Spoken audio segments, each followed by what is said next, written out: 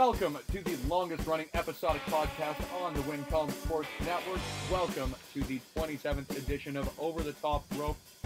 I am your host, Spencer Love, one half of the Brothers of Discussion. Unfortunately, Hayden Love was unable to be here again, taking time off for his shoot job. However, I have found a more than formidable co-host for this week's edition of the podcast.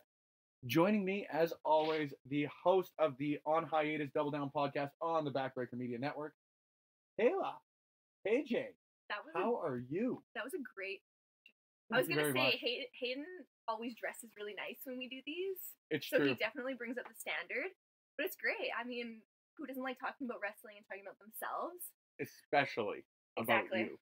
And yeah, about me.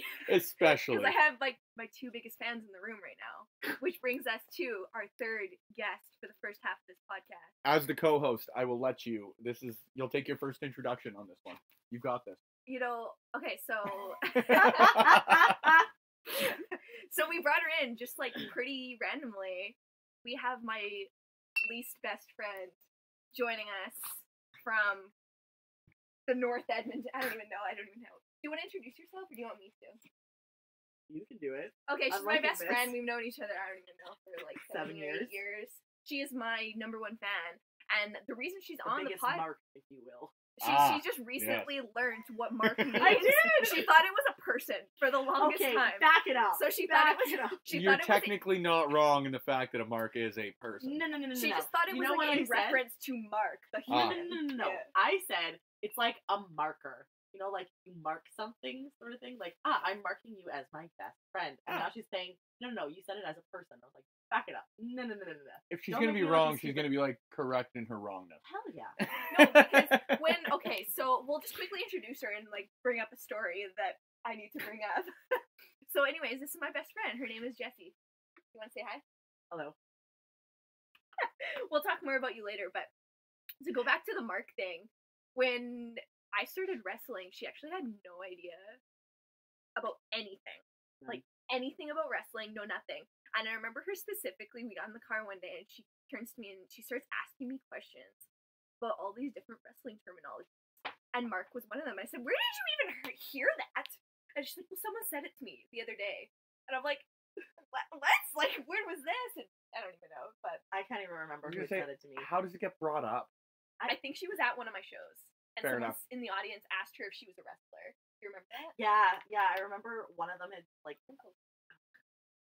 Come closer to me. No, a lady turned around and she's like, oh, who do you know here? And I was like, oh, KJ Cash. And she's like, oh, so when are you going to start wrestling? And I just started laughing. And I don't have exactly like a quiet laugh either. And I was like, do you think this will be It wrestling? was like a show interrupting laugh. Literally, it is. It's not a quiet laugh at all. And I just remember looking, I was like, like, no, like, I'm not gonna go into wrestling. Like, thank you, though. And she's like, oh, why not? Like, I don't know. I don't really know what's going on. And that was pretty much the gist of it. But it did really make me laugh, the fact that she asked me if I was gonna go into pro wrestling. I've been asked before too, shockingly, and I would never be able to do it. That's why I've told you frickin' a million times. Yeah, I think I asked you. That was one of the first questions I ever asked you. Yeah, I could never do it. I have all the respect in the world for what you guys do. And that's what we're here to talk about today. Obviously, on this 27th edition of Over the Top Rope, is wrestling in Alberta. First things first, obviously, KJ, we are going to get to sort of your last year in wrestling because, along with Pride, our quick shout out here, who you may or may not. Who is that? Yeah, you may or may not know. I cannot not confirm whether or not you do. But along with him, you've quietly, like, not even quietly, but you've sort of worked your way up and you're starting to become one of the, like, premier talents in, I guess, women's wrestling, but wrestling overall in the province. So we're going to get into your year of highlights this year in KJ later on this week's edition of OTTR. Yeah, but first, and actually what you wanted to talk about, which is kind of nice because I'm usually the one coming up with the topics for this thing, is our first independent wrestling shows here in the great province of Alberta. What sparked that? Well, I think, okay, so maybe when did we have that interview when I first met? It was right after the 17th anniversary show. So Mayor Yeah, right around there. So of 2018. That was when we first met. Yes. And I remember, sorry, I always have to bring this up because I think it's hilarious. But I remember when we had that interview, and the interview was done, and we were there for what, 3 or 4 hours? Oh, at Something least, like yeah. that. And I remember saying to you at the very end, I was like, oh, this is great, thank you for the interview, whatever. And I said, And the hat. yeah, the hat was great, but the hat didn't come till later in the parking lot. You're like, wait, I got a present for you. I said, oh, I love presents. Give me free shit. Correct. Yeah, who doesn't like free shit? But I remember turning to you right before we left, and I said, Spencer, I was like, I think we're gonna be friends. Like, you did say that. I was did, there. and here we are, like 10 6 months later, 10 months later, 3 years later. One of my favorite humans in the whole world. Oh, my heart. But anywho, sorry, what was your question? I got totally sidetracked. Dirty look. Like sidetracked. What sparked the discussion? What sort of tinkered your interest in first independent wrestling matches? Okay. Was it Jesse? Because did you plan this a lot longer than I'd sort of thought? Was this like sort of let's throw this at Spencer? I think okay, so when we did have that interview, that's why I brought up that interview. I remember telling you that my first independent show that I ever saw was the one that I debuted on. Yes. And I remember thinking, and I'll get Jesse's thoughts on this, because she is the most unsupportive, supportive best friend in the whole entire world. Ooh, okay.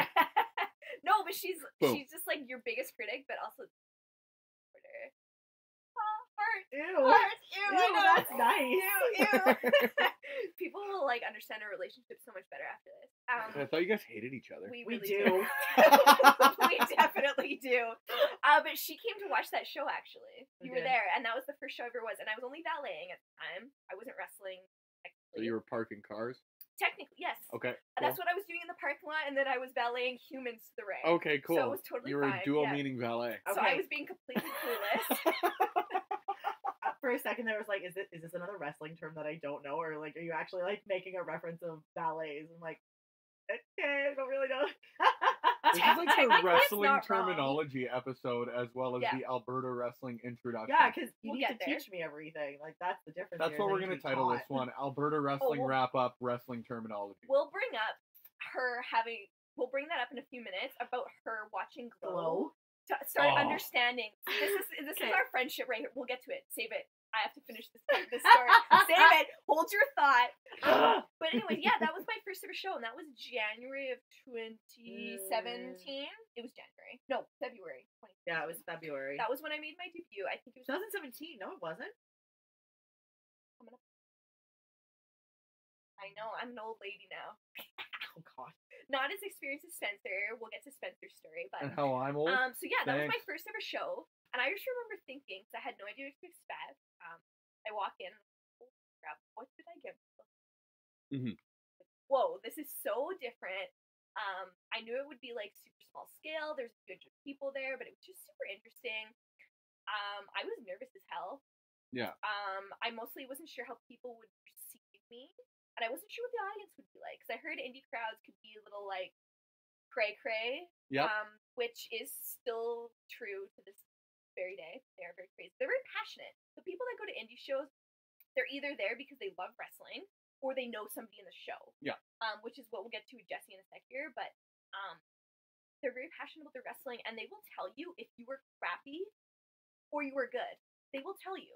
They won't hold back. Even if it's your first day or your 10th day, they will tell you. For reference, check out Backbreaker Media's Quick Call from RCW show about 3 months ago if you want to hear any sort of wrestling critiques at its finest.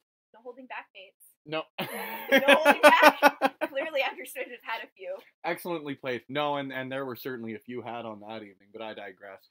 Yeah, I completely agree, and especially I'm sort of limited in my scope of wrestling shows. I only have been to independent shows in Alberta, but I completely agree with you in the sense that, like, the wrestling fans here, sports fans in general, but wrestling fans overall in Alberta have just got something special about them. Even speaking with a couple other wrestlers who have wrestled in Ontario for HIW in Saskatchewan, PCW in Winnipeg, like, all of the fans are fantastic. Co-host now, my dog joined us.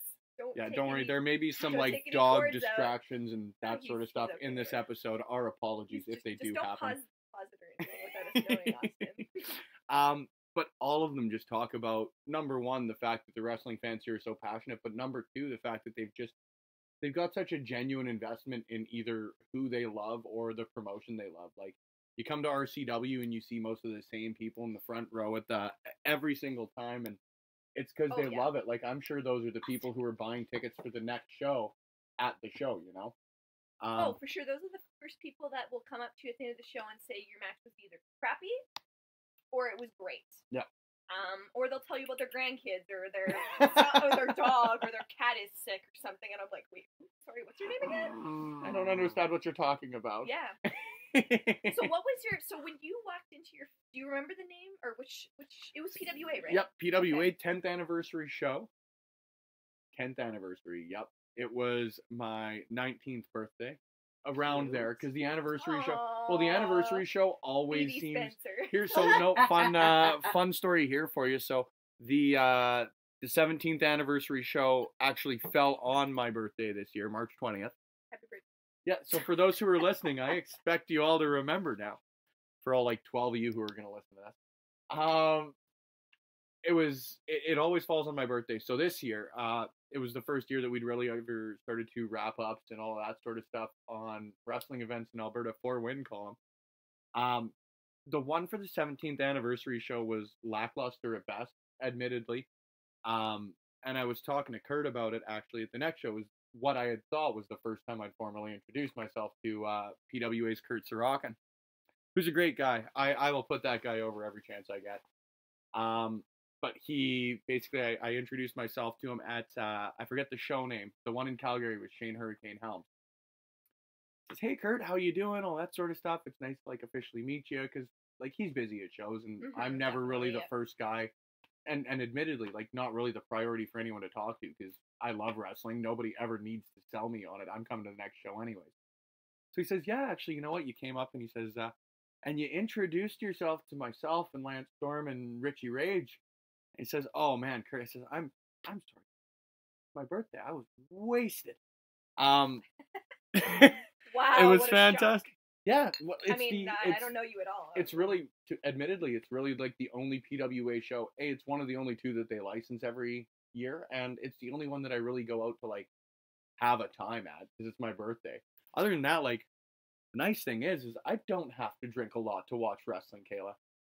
I mean, it just adds a little bit to it. Like, when I went to, because I guess we'll get back to this later, but yeah, the drinking and wrestling, that's my favorite part, because when I go to other shows, that's when I can really, like, watch the entire show. Yeah. Like, the ones that I'm obviously not wrestling at, which is honestly super far and few between nowadays. Like, I don't get to go as a fan anymore. Yeah. So, like, when I do get to go, I'm like, I'll have a beer. Yep. Like, it's just part of it. It's like going to a hockey game. You gotta have your popcorn or your hot dog or whatever. Absolutely. Come on. And a cold alcoholic beverage. Cold. But yeah, it was at the Nate Gymnasium, as their anniversary shows are. Walking into it was just so cool. I went by myself because, like, I know. Especially, sorry, not to interrupt you, but especially at Nate. Yeah. Because, like, I've well, obviously, people might know or not know. I wrestled for PWA this last year as well, and yeah, you go into Nate, and Nate's just a huge facility to begin with. Yeah. And then when they have those big anniversary shows, there's, like, a lot of people there, obviously. Exactly. They bring in big names, and, like, it's crowded. It's just a lot to take in at once. Yeah. 100%. So, the atmosphere for me, like, it was a lot like a lot of the shows you still go to. Like, there's something different about going to a wrestling event. That's why I've never had an issue with anybody ever saying that wrestling is sports entertainment. Like, to me, it is different than sports in the sense that, for me, going into a hockey game is a different atmosphere than going to a wrestling event. Going to a hockey game, you're there with the people you know. You don't really interact with the people around you. You don't get involved with them. The biggest thing I remember was, like, you sit down and you immediately start talking to the person next to you about the matches coming up, or the person in front of you asking. Like, it's more of a, I always hate the phrase because it always sounds cheesy, but, like, it's more of, like, a family atmosphere to it, you know? That was the biggest thing I remember from it, and I was actually really, really lucky. I've got the card pulled up in front of me just so I don't leave anybody out that I was super impressed with. I remember MRB was on the card. That was the first time I'd ever watched him live. The guy, to this day, stands as, like, the most talented guy. I don't want to say not to put him under, but to, like, I don't want to leave anybody out of that, but he's one of the most talented guys in, if not independent wrestling in Alberta, period. Emma was on the card, still going by Tennille at the time. What a lovely Taya human. Valkyrie was on the card. Oh, damn. Yeah, right. That is Okay. PWI 100. I think she was 34 this year, and if not, she was higher. I may be underselling you there a bit. Don't know, because I remember telling Mike the ref, shout out. Yep. Mike the ref, shout out. Boy, he's working like a good human today. I remember saying, I'm like, man, she should have been higher, but I don't disagree. I can't, honestly, I'm really bad. Fair enough. Current PWA talent that was also on that card, Brandon Van Danielson, who was actually opposing Michael Richard Blaze, then known as Chucky Blaze. Duke Durango was involved in the match. May that guy have the best retirement of all time. Chris Steele was on the card. Your main event for the evening, Bully Ray and Dylan Knight versus Devon and Lance Storm.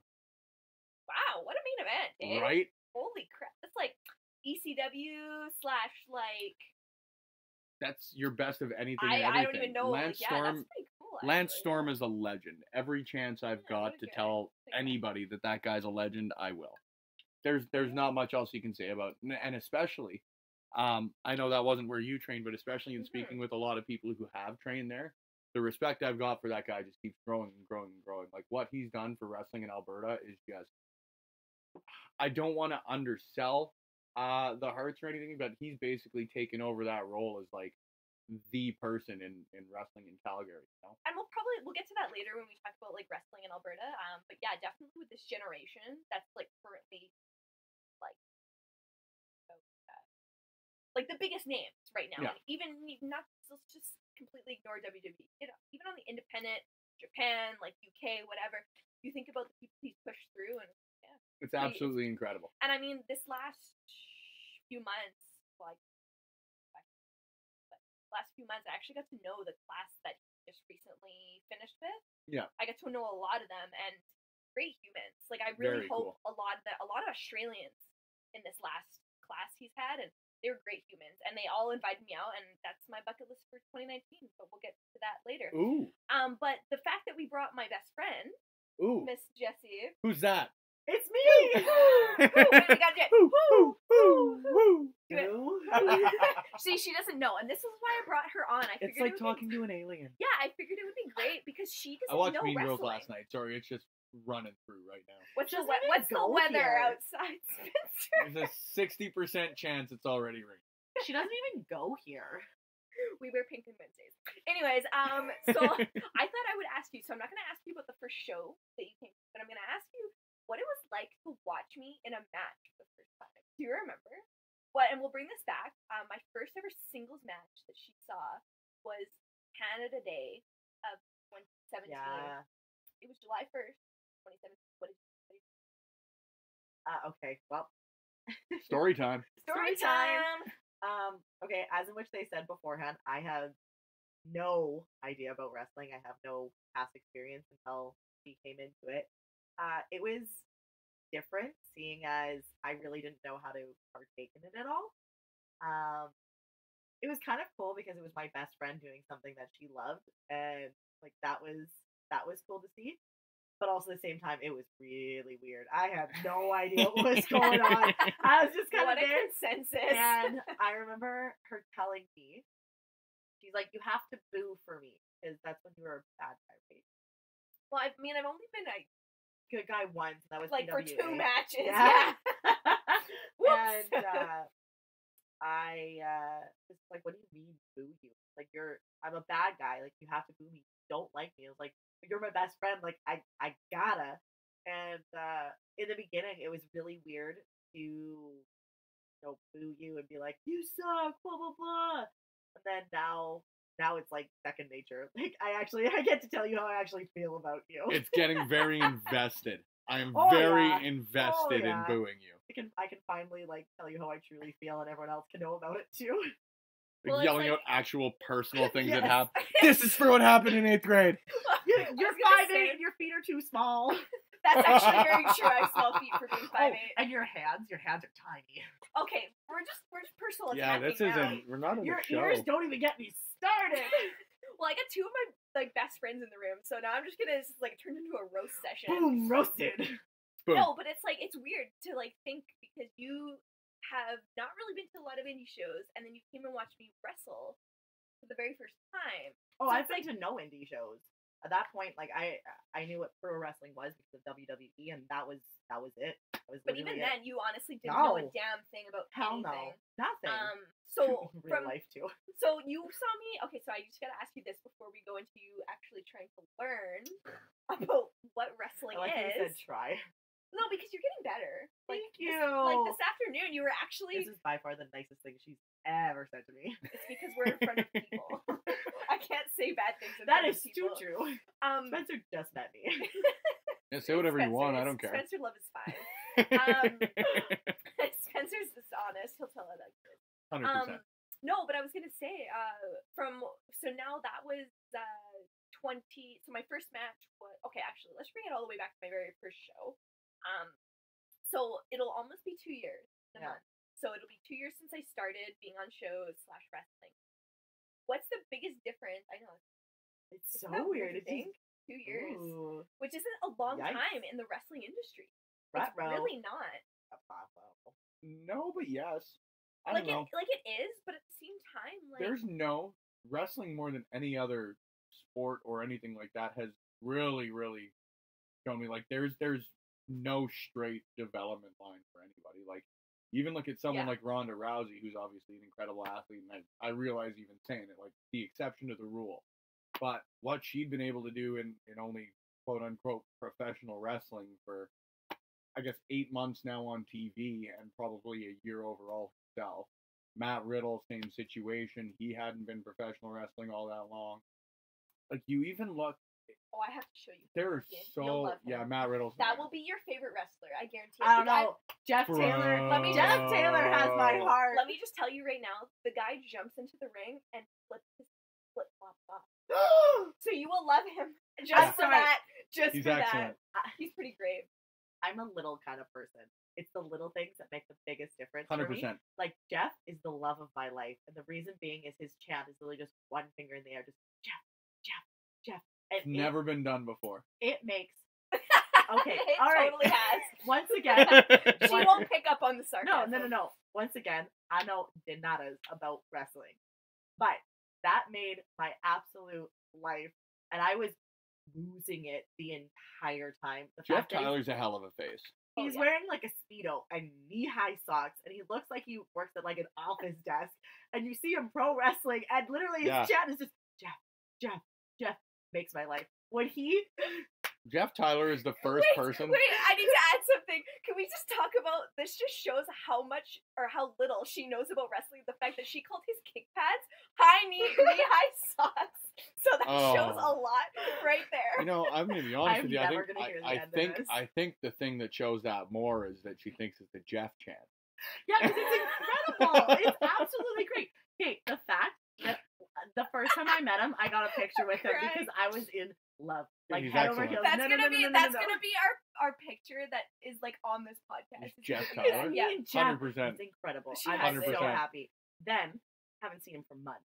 Yeah, so here's my point about Jeff Tyler. Jeff Tyler is the first person that I audibly knew injured himself during a match, Oh, Yeah. and then watched him finish that we're gonna match. get through. We're gonna And, get there. That's one of my favorite For matches. that, oh man, that one of my favorite matches.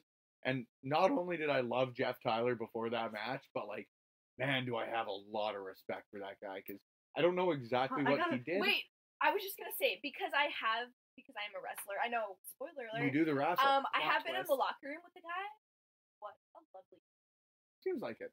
He's such a lovely. This is why he's the love of my life. Jeff Taylor, if you ever listen to this, please. Yeah, Jeff Tyler's he's a legend. I love the guy. The love of my But life.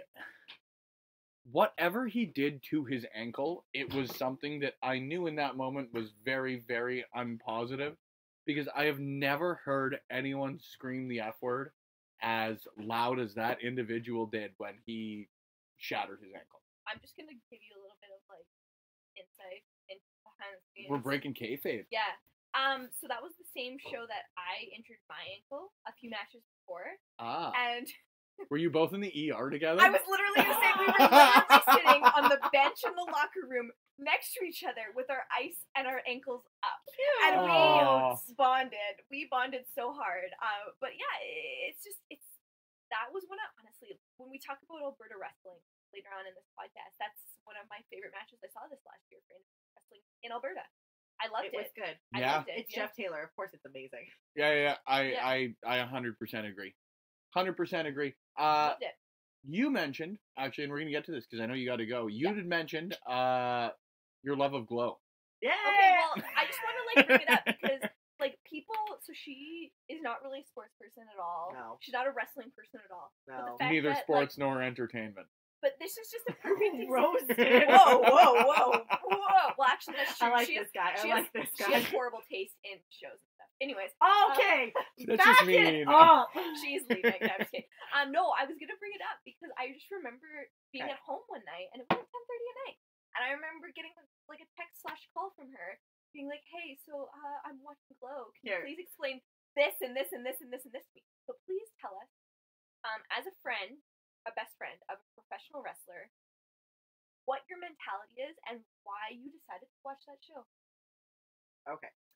So Hold on. First, was it Allison Brie and how great she was in Community?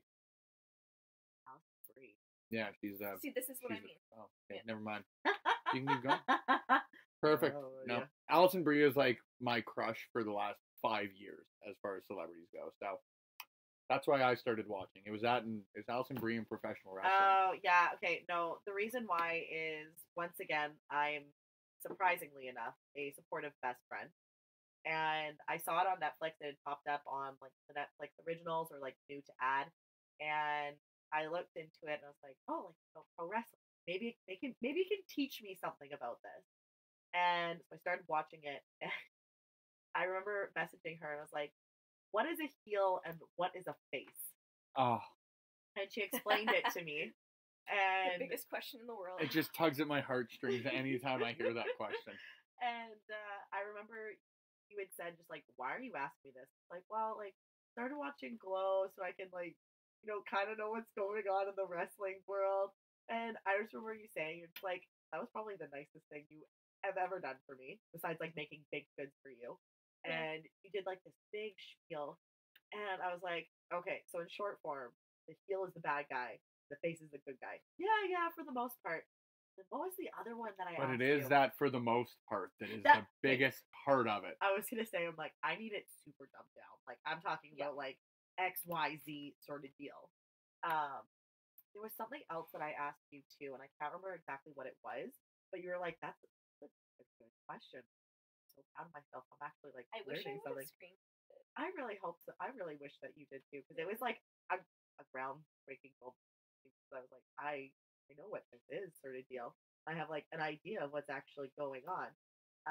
But yeah, that was probably what I realized was like, hey, I actually have no idea what's going on at all. At all. Like the CWC match that I went to, I learned what a TLC was. And it was from this little girl. Not tender loving care. No, it is not. It was from a little girl. Her name was Erica. She was 6 years old because the friend beside her was talking about a TLC, and I looked at Erica and I was like, "What is that?" This. Thank you, Erica. You're teaching me so much more than I did not know. It is as dangerous as it gets. That's what it is. That's what that stands for. Unless, of course, you get into the fabled tables, ladders, chairs, and stairs match, which was only done once and was horrendous. Yeah, they inserted metal stairs into it. Ouch. Oh yeah, ouch! Both like on the body and on most viewers' eyes. It was about the worst pay-per-view I think I watched. And was it 2005? They did that. Yeah, I can tell It you, I was have horrible. a bad memory, Spencer. Real bad. They did the first and only ever stairs match in WWE history. It was dumb. Sorry. Sounds painful. Like, Yeah, there's just certain things that like trigger me that just always have to be said, and stairs matches are always a bad idea. Is one of them. Well, I mean, so many things. That's literally Fall it. There's down. like 4 things. That's it. Double count outs. He's Everybody pushed him falls down the metal stairs. My God. Who was that? Was that Randy that pushed Jeff down the stairs or something like that one time? Oh, it was Randy. Randy was involved. I can't remember. Jesse has no idea what the hell. Zero idea. Yeah, but still. No, you and I are alone. I think it was one. Jeff and Randy. I think. Majority of this, you guys are alone in this one. Was Or that Jeff- in Brawl like a couple months Or ago? Randy and Ray. No, I think No, it it would have was been like Jeff. it was like a long time. Oh, okay. Anyways, regardless, that's all I think about when I think of stairs. Someone shoved something down like a flight of stairs. Double count out. Suplex. They're both done. So glow.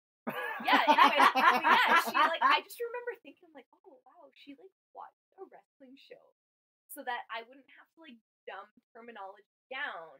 So I remember asking her a few days later when we were in my car, thinking, like, I asked her, I said, why did you randomly start watching the show? Because I, self-admittedly, I have never watched it. I know I'm a horrible human, but it takes a lot for me to get into shows. I'm upset.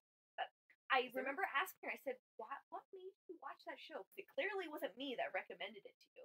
I just remember you telling me, you're like, so when we're in the car, like we are right now, when you need to rant about training or a match or something going on, you don't have to dumb it down too much. And I remember being like, oh my god, get out of my car. Yeah. Like that is I actually care about you. I'm just surprised. But it just is like a perfect example, and don't hit me because this is gonna get emotional, but it's just a perfect example of how you can support somebody that is in wrestling or just any sport in general by learning about what's going on. And like, you don't have to understand everything. Yeah. But just like taking an actual moment to kind of learn about it and understand why it's important to people. Because like we've talked about this before, Spencer, the closed-mindedness of a lot of people is really what affects people and their interests / them enjoying themselves. 100%. Because you can have a damn good time at any wrestling event if you allow yourself to A, open-minded, and B, have a damn good time, because you can. There's no reason you cannot have a good time at a pro wrestling event. 1,000%. I'm actually a very good candidate for what she's just saying. Just in case if you hadn't wondered or not, I have a very big personality. Kayla can vouch for that. I'm not exactly like a timid little person, and seeing as I have no idea what's going on in wrestling, like, at all, I was just mainly there to support my best friend and to make sure that she knew that I was there. In the beginning, I didn't exactly cheer or anything like that because I was completely lost. And then now, I'm bringing a poster in. I'm trying to get an entire crowd for her. Yeah. And, yeah. It's infectious. Exactly. Like, it is a good time. Take, for example, the Jeff chant. Me and a guy across the way, we're both, like, chanting to one another. And it's because it is amazing. It's Jeff Taylor. It is great. Tyler, right? Yep. You keep saying Jeff Taylor, and you're messing me up. I'm so sorry, Jeff. I haven't even noticed. I'm sorry. I know. I just noticed that. I'm like, have you been saying Taylor this whole time, you weirdo? Perfect. There's even a better example. I love is you, it but I'm Envy gonna or Envy? Hey. Okay, boom, roasted. Boom. Roasted. Well, seriously, that is actually pretty well a perfect place to take a break because I know you've got to take off. But thank you for being a first-time friend in meeting you today and a first-time guest on Over the Top Rope. We really appreciate it. Jesse, plug yourself. You want people to follow you on Twitter? I don't have Twitter. You don't have... Wow. You're actually like the first guest on the show that hasn't had anything to plug themselves. I will literally mention something that happened on Twitter, and she has no idea what the hell I'm talking about. Zero idea. Like, zero. She's like, oh my god, I saw this on Twitter. I'm like, okay, well, I'm not part of that group, so... Well, if you're at independent wrestling shows, buy Jessie a drink. She's wonderful. That's what you need to do. I'm the one with the massive hair and the nasal. That's who I am. There we go. Perfect. There's your cheap plug. Like fat head poster, or like no. I was gonna say that was like a really poster of the head. It's called a fat head, man. That's what it's called. That's just like the worst place to take a pause in the middle of a sentence a fat ever. Head. The big Angelica fat head. Well, that bitch did take my title Poster. last weekend, so I mean. Okay, it's not gonna be Angelica, first off. It's gonna be you. And I'm gonna try and get like 20 people to do it. I'm also gonna get shout out to the one guy that has free envy poster. I'm gonna get a bunch of people and I'm gonna write free envy on our stomachs. And it is going to be great. Awesome. If you're not gonna put over Twitter, put over yourself. I love it. When we come back on this week's edition of Over the Top Rope, lovingly brought to you on the Win Call Sports Network. She will sometimes be at away games too, okay? What? You sometimes come to a away game when we're around the province of Alberta. We'll come to those. Anything longer than Calgary, she's like, I'm out. True. Hey, plug your Instagram, man. Oh, it's true. J Marinac, MARYNIAK. Nobody knows how to spell it at all. Perfect. That works great. At least you got one cheap plug in. Trust me, we're used to like Mike and myself and Kayla throwing 80 different plugs at the end of shows Oh, in. So please, those two are the worst. You guys are so welcome to hear like I always say, pleasure, Jessica. We appreciate it when we come back on this week's edition of Over the Top Rope on the Win Column Sports Network. AJ and I are going to discuss everything and anything Alberta wrestling. We're going to go over her year in wrestling. We're going to go over Alberta's year in wrestling. And well, you know what? I'll save it for right after the break. After we hear from our friends Chris Parrish and Maniac, Tag Struggle on the Backbreaker Media Network. No, you don't boo them. They're wonderful people. Parrish is my second wrestling wife that's not blonde. Okay. That's what he wants to be referred to as. But Fair enough. Like, is the wink included? Banquet. Yeah. he goes. And we really like Chris. We are friends of the show Yes. with Chris Parrish here on Mr. Maniac. Parrish I can't and forget about Jesse him. are actually really good friends now. Oh yeah. He comes My into my work all the influence. time. All the time. Well, and we're going to hear from him right now on this week's edition of Over the Top Rope.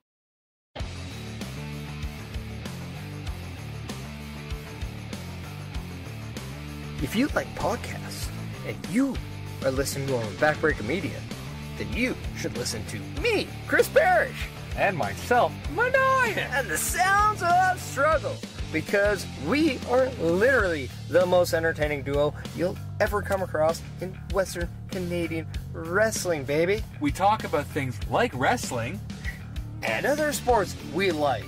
like wrestling. But we won't talk about other sports that we don't like, because it's not that kind of podcast. Like wrestling I mean, we like hockey, and wrestling and we like football, and wrestling and we also like to drink beer. while wrestling. Well, not while wrestling, but while watching wrestling. Yes. Yeah.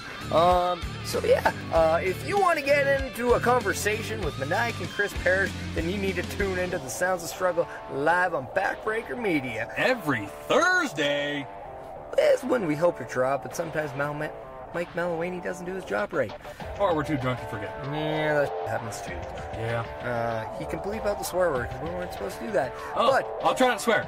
Ah, I can't do it. yeah, let's face it, the two of us, we're real, And spectacular. and we're a little bit of all right.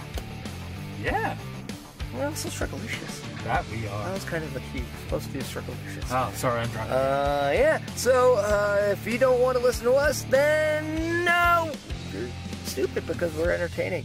And if you want to listen to us, then come listen to us on Backbreaker Media. Yeah. What he Later, said. Later, bitches. Welcome back to Over the Top Rope on the Win Column Sports Network, and it is just your two co-hosts, Spencer Love and KJ.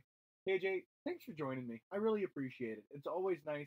I feel like this podcast has now come full circle. You were my second interview of all time, and now we are closing out the year with our Alberta/KJ year in review. Let's get started just with yourself, because obviously I only really started watching you wrestle this year.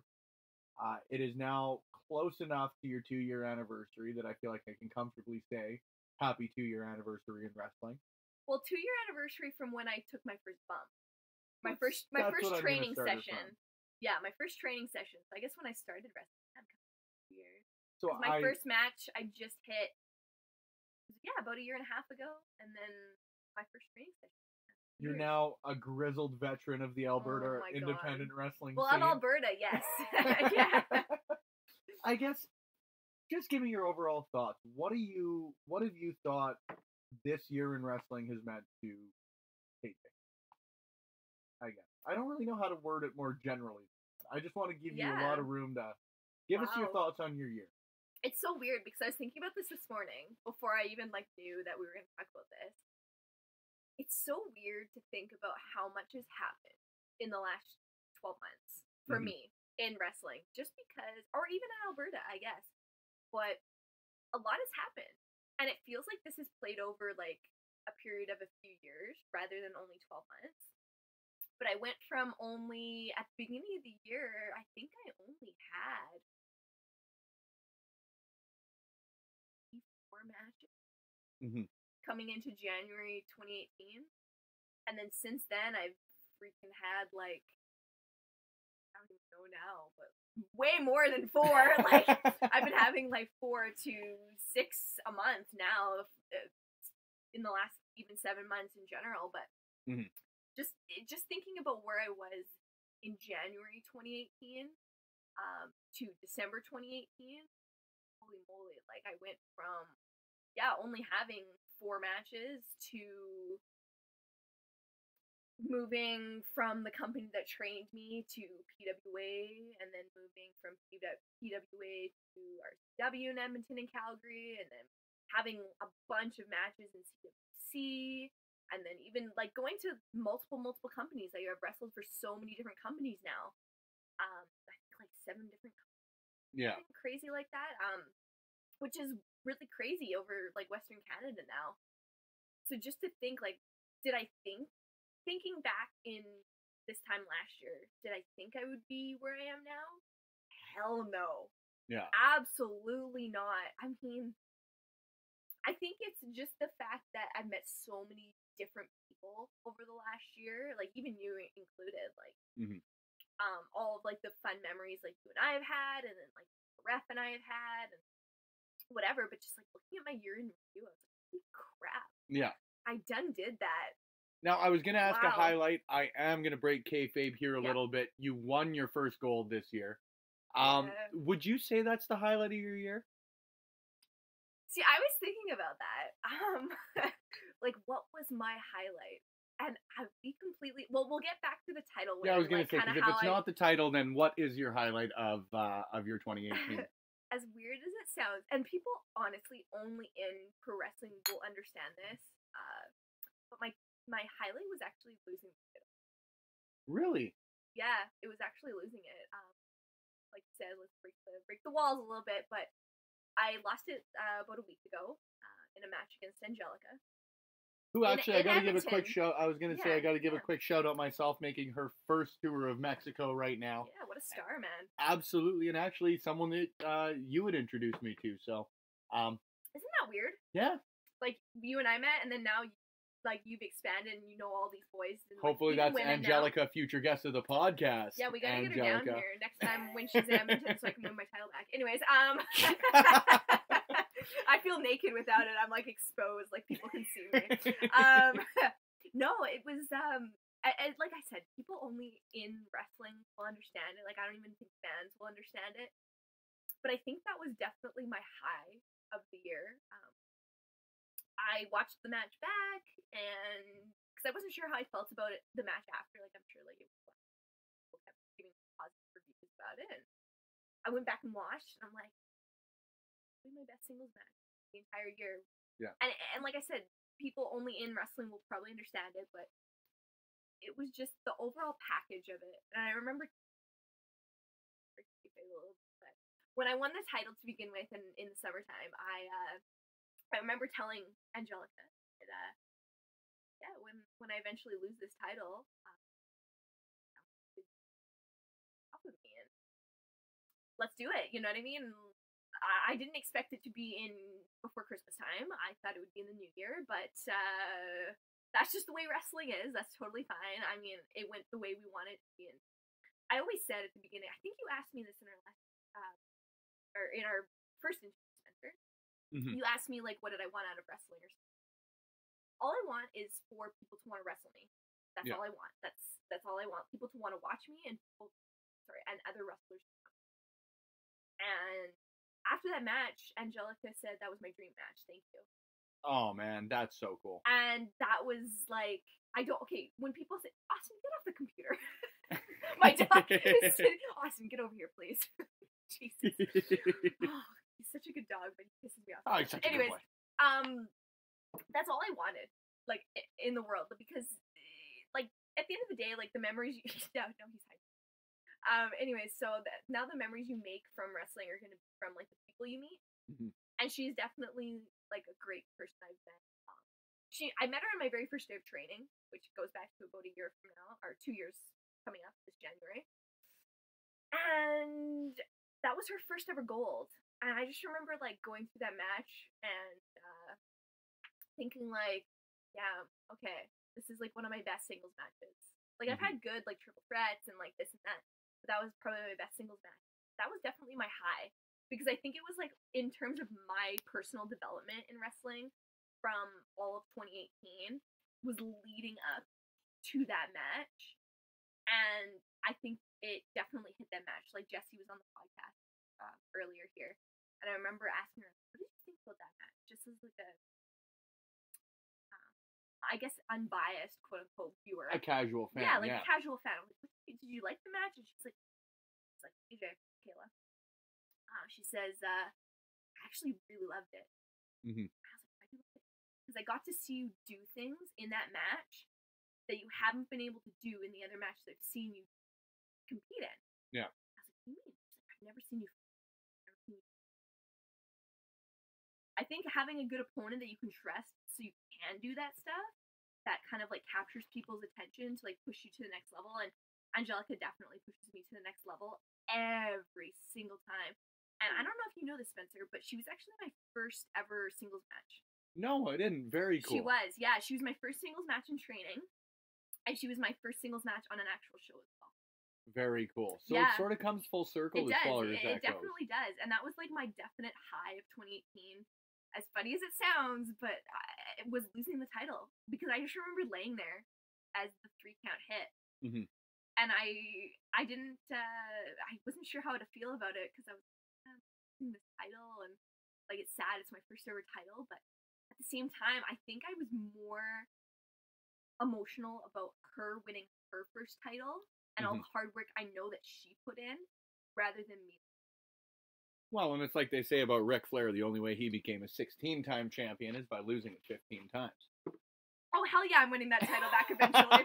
That's my baby. That title's my baby. It's been, like, all over. I said, my bag is a little lighter. I don't think I like this. You can actually check it into carry-on now. I don't know how exciting that is for you. No excitement at all. But yeah, that was definitely my highlight of 2018, was losing my title. Fair enough. Yeah. I mean, like I said, it was, you know, I don't use it lightly, but as far as it goes, it was like an MVP level year for you. What else would you sort of say?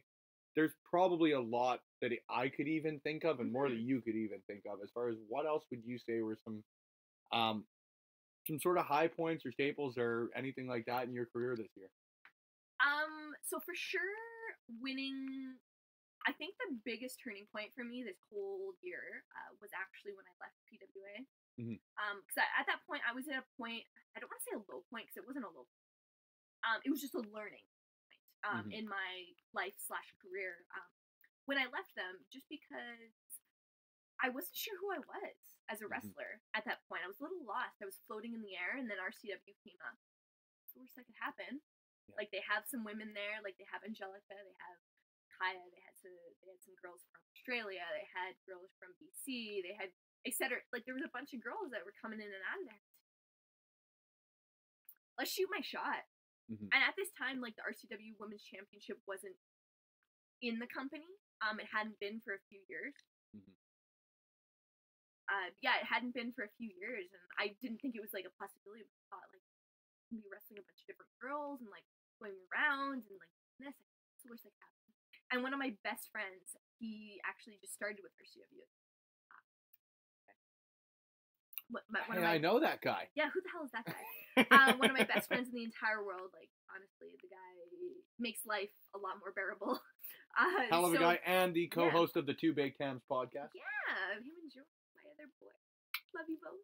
Jonah, I haven't met as often as Pride, but what a hell of a guy he is too. What a great, honestly, like, great. Just human. A genuinely great guy. It's so funny, like, long story short, but last weekend when we were here in for that show, because it's so funny. In the last year, I honestly haven't wrestled in Edmonton all that much.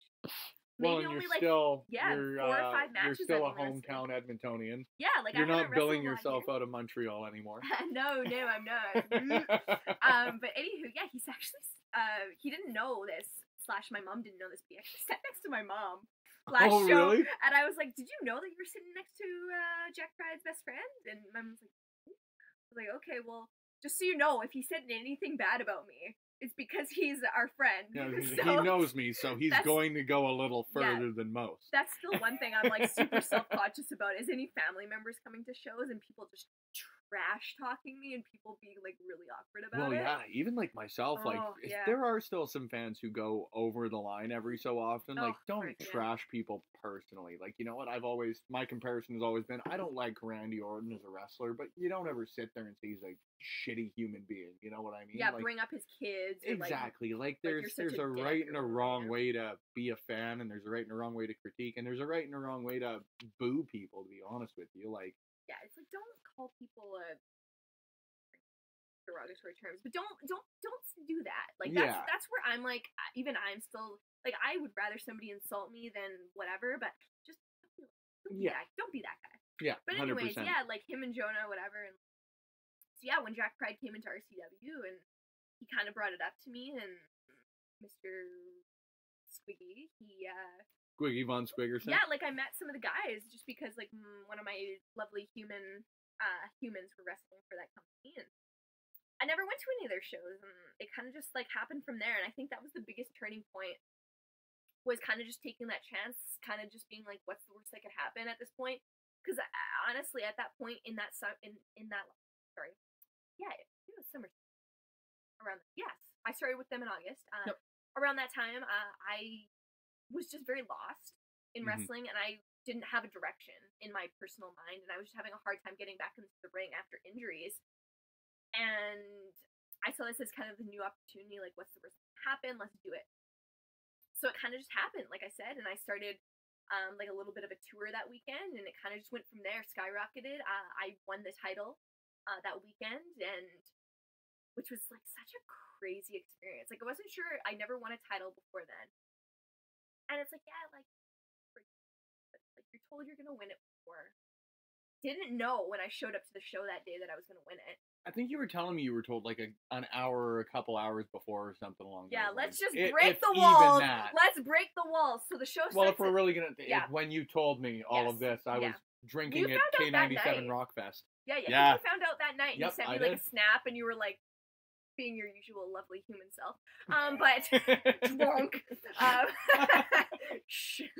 But yeah, so those shows, it starts about 7:30. Mhm. I was told at about 6. Yeah. That night that I was gonna win, and I was like, what? I was like, what? Sorry, what? Say that one more time. I was shocked because I didn't think they were gonna bring the title back. I didn't honestly know they had a title, and it was gone for a few years because they didn't have any women competitors in that company. Didn't know it was gonna happen. I was just wrestling like it was a triple threat. Yeah, it was a triple threat that night. And they were like, yeah, it's gonna be for the title, by the way. I'm like, okay, cool. He was like, cool, like, awesome wrestling. And they're like, yeah, you're winning. And I was like, literally, it was like, so as you know me now, like, I'm not really short on that many words. Like, I'll just, whatever. But I was pretty speechless because I wasn't sure how to feel about it. I'm crying back there. He's emotional, just like me, his mom. Anyways, so I remember thinking, like, okay, going to this match, like the match is the same, but like when I get that 3 count, I'm winning something. Like, that's crazy.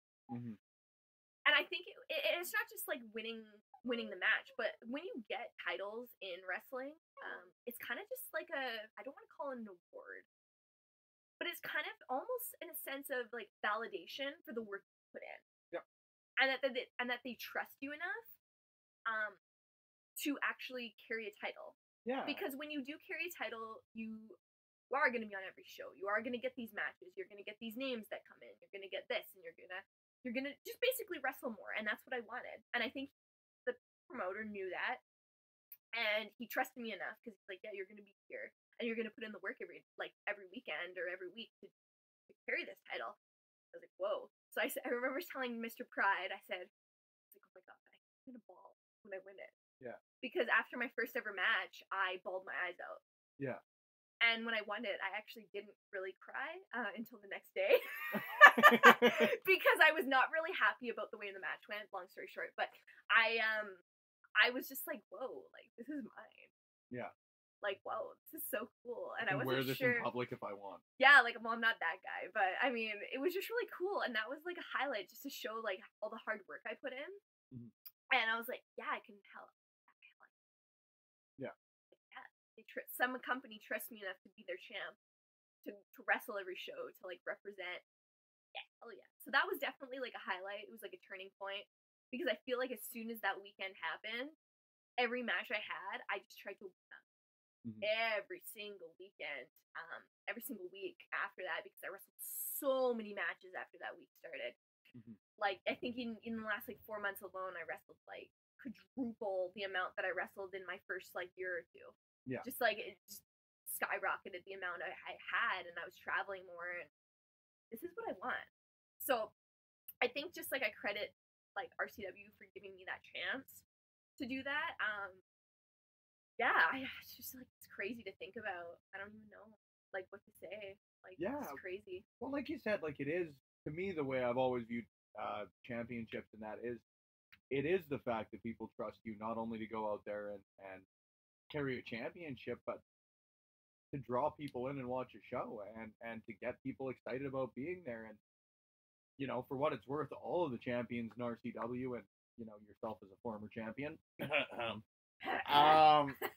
I think that they've done a really, really great job since I've been only going since, I think my first show was July for RCW. Was it before I started with them? I think it may have even been your first show in August, to be honest with you, because I went out with Mr. Mike, the producer. Oh yeah, maybe, yeah. But it was my first RCW show, and since then, like, they've consistently impressed me with not only the talent that they've got outside of sort of their main event, but like, you know, when I came in, Heavy Metal was still carrying a championship. He was fantastic as a champion. Now you look at Christian Strife and what he's trying to go out to do. Angelica obviously only holding the championship for about a week, 10 days as of this point. About exactly 7 days. Yeah, and she's already out touring Mexico. Yeah, she's in like, Mexico this week. Damn, girl. It is very, very cool to see, like, not only obviously see a friend get a championship, but like the fact that people have genuinely earned it, and that you guys have gone out and actually not only gone out of your way to work up to this point, but to keep pushing it further, you know? And it's so weird. I remember talking about this earlier. I said, you know, sometimes your best enemies are your best friends. Yeah. And I trust her enough to like have these like push herself, try new things. Some people I would trust to try new things with, but I don't think they trust like themselves to like accomplish these things. So when I'm with Angelica, I feel like it's just a mutual trust that we don't even need to talk about, which is great because I think she started about 6 months before I started. Yeah. Just training and / being in the wrestling business being in the wrestling business regardless. But she just, I think, like, having a support system in wrestling, especially, like, even her, or, like, Jack Pride, or just keep naming names, but Aiden Adams and Chris Parrish, like, damn, like, it's nice. Absolutely. And I even want to, like, shout out to Heavy Metal, especially, like, the guys giving me, like, really good feedback since I started with them. And even Andrew Hawks, actually. Yeah. He'll be like, I don't know, he's like, he won't give it to me without asking. Like, do you want to hear some feedback? Like, do you want to hear what I think? And like, yeah, I want to hear what you think. Guy's been around for a long time. I want to hear what you think, because what's the worst that can happen? You tell me that I suck? Sure, tell me that I suck so that I know that I don't suck the next time. Absolutely. Yeah.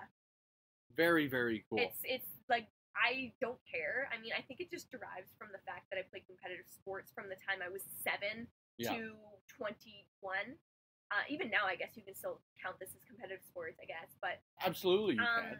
Even now, like, I would rather hear criticism than praise any day. But really? Praise is still nice sometimes, because it's nice to know that people appreciated that I had a great match. That's enough. Still fine, I like that. Anything else that sort of comes to mind off the bat? What else did I do here? I had my first no DQ match. Yeah, that's great. Yeah, that was really fun. I mean, like, it's so funny because I was talking to Pride about this yesterday. I said, you know, you're messed up when you say, man, I'm so looking forward to having this no disqualification match, or, oh, I just really want to have this match, and, like, you know that you're going to get the crap kicked out of you, like, legit. And that's what I look forward to. Like, getting hit by a cookie sheet by Jasmine from Sydney, Australia. Yeah. Shout out, girl. Like, one of the best people I've met. She trained with Storm this last year, and she was one of the best people I've ever met. And, like, she pushed me, and she pushed Angelica, and she pushed other girls in Alberta, and getting hit by a cookie sheet was one of the best things that have ever happened to me this year. So, I mean, we had great matches, and even meeting Jade from down in BC. Yeah. We never faced each other, unfortunately. 2019, hopefully it'll happen. But she was my tag partner in a match or two, and what a great human. Mm-hmm. So it's just like people you meet is really the highlights, and yeah, getting hit by Very, a cookie very sheet, cool. Can't go wrong. You just mentioned Jade. Yeah. Before we get into the last segment of this, where we give our highlights of the year of Alberta wrestling, prior to our official awards show to be determined on the date, but Mike the Ref on Backbreaker Media will have that coming to you. I believe you and I are both invited to be in it. Well, I don't know quite yet, but either way, He Mike doesn't the like Ref me very will much. have the year-end awards. But before we get to those, before we get to our sort of year-end highlights and that sort of stuff, just overall in Alberta, what's next for you in 2019? And I guess, is there anybody specifically that you want to face next year? Oh gosh. So I'm trying to get to Australia, actually. Yeah. Before next summer, I'm trying to get down there because I met a lot of them this last year. So I'm trying to get to Australia. That's my biggest bucket list. And the fact that I met a lot of them and they're like, come on down, come on, wrestle a bunch. Yeah, hell yeah. So Australia for sure. I'm trying to get to wrestle Jade 1-on-1 in BC, so I'm gonna go down there. Honestly, I just want to wrestle Angelica more. How selfish does that sound? I'm like, I just want to wrestle her more. At least until you beat her for the championship yeah, again, and then you won't ever wrestle her again. Yeah, just give me the title. Give me my title. That's my baby. So I want to wrestle Angelica more. Just have more matches, honestly. I want to hit a lot of matches. I want to have triple the amount I had in the last year. Fair enough. That's what I really want. I just want to wrestle everybody at least once. And I have a girl coming from Winnipeg to wrestle me in January and stuff like that. So I'll wrestle everybody. I don't care. So I want to do that. What else do I want to do? Yeah, definitely hit Australia. Maybe hit the States, but Australia is for sure number one. High number one. Yeah. Is it just because of the people you've met there, or is there any particular reason outside of that for Australia? Selfishly, Australia has been on my bucket list for vacation. Yeah. And then it's also been on my top 5 for places I actually want to wrestle. So the fact that I met a bunch of people down there that are scene, we know a bunch of people here, come train with us and you shows, it just pushed me more that I have an opening. Just a good fit. Yeah, an open invite to be whenever you want to come, give us notice, come wrestle. I'm like, hell yeah. I will live out of a van if I want to and go surf during the day and wrestle at night. Why not, come hey? on. You can't go wrong. That's so cool. I guess if you were to describe a goal, or I guess give me one major goal outside of that for you for next year, and then we'll take it to break before we discuss everything else outside of KJ and Alberta wrestling on Over the Top Rope. A major goal.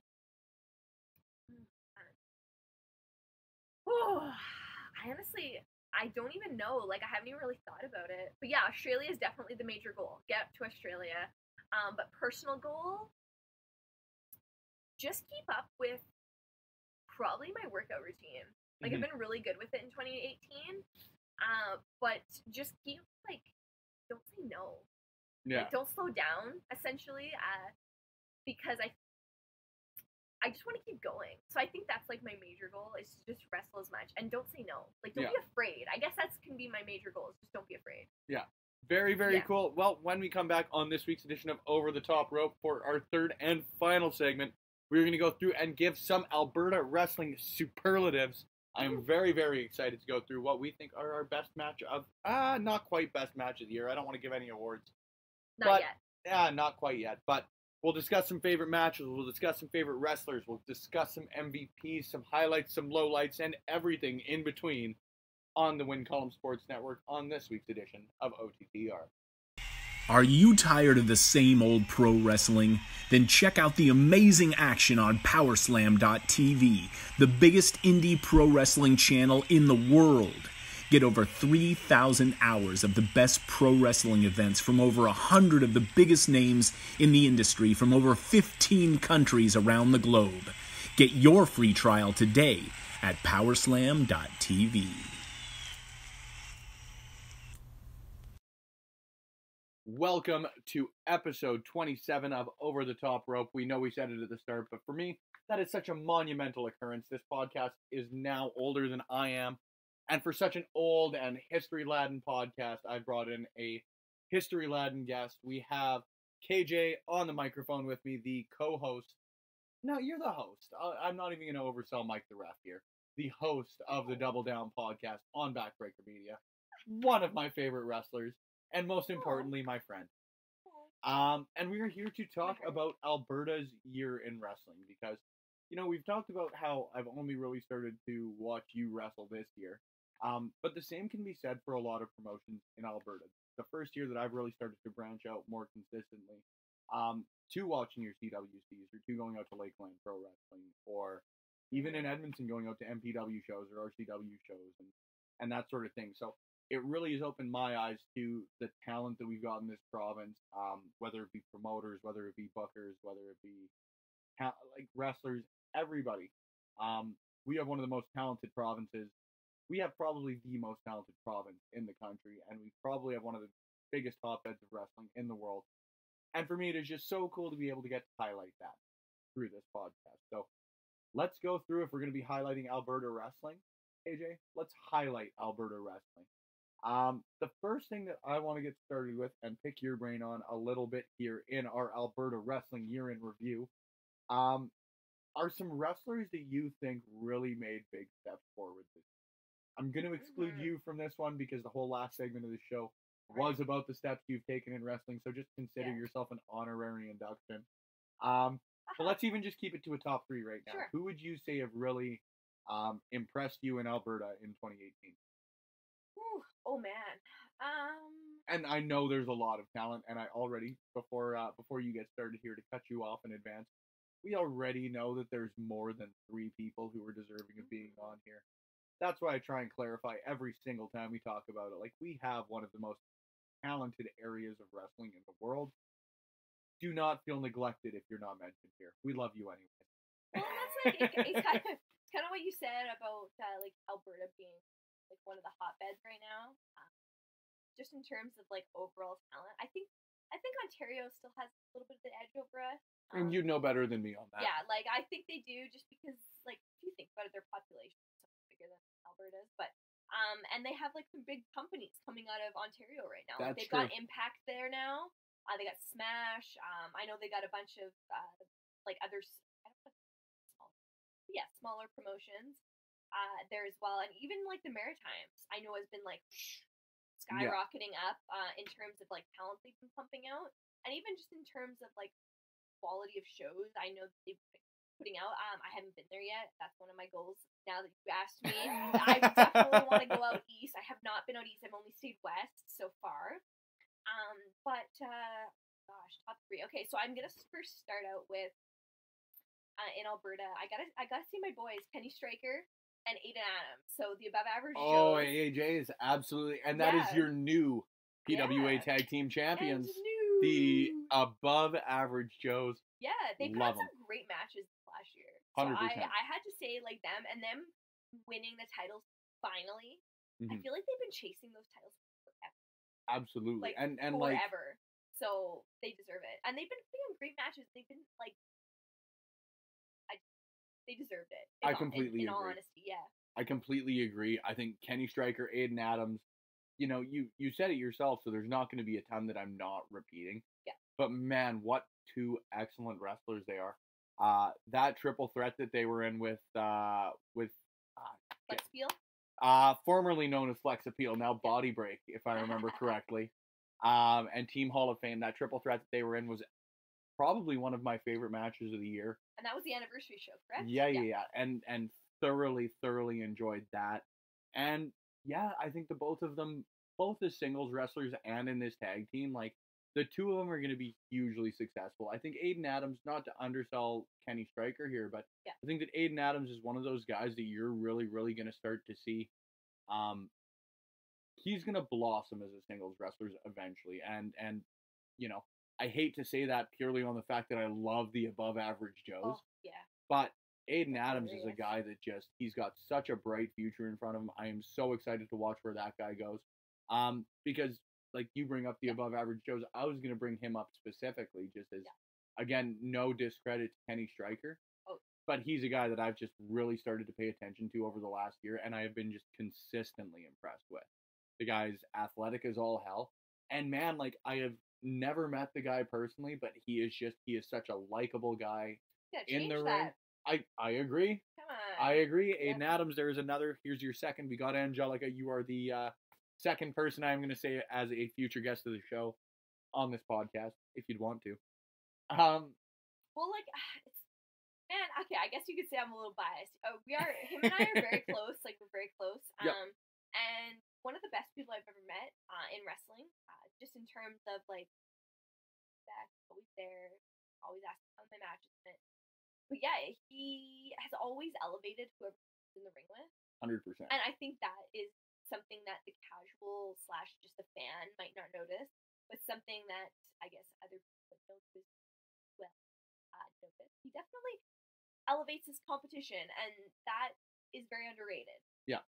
But we see you, Aiden Adams. We see you. We Spencer 100% Love do. and I see you. So definitely, yeah, him. But I think in terms of, like, overall, like, yeah, he's always been a great singles competitor, but I think the above average Joe has definitely stepped up for me. Mm-hmm. So that's why I put them together, because as a team, they've just put on good matches. Like, even Jessie, she's not here anymore, obviously, but she loved them. Yeah. My mother knows nothing about wrestling, but she adored the above averages. So that just says something right there. She likes to see them. So they definitely have to be up there in my top 3. I don't disagree. I think I'm comfortable putting them on there as well. Aiden, I was gonna give you initially the only shout out on this one. But sorry, you're just gonna have to be tagged in with Kenny Stryker once again. Poor guy. Do you want to take number 2? Ooh. Who's your second pick? You know, can I, like, do a combo again? Yeah, fine. Do a combo again. Okay, this may be a little biased in my opinion because he's one of my best friends. Yes.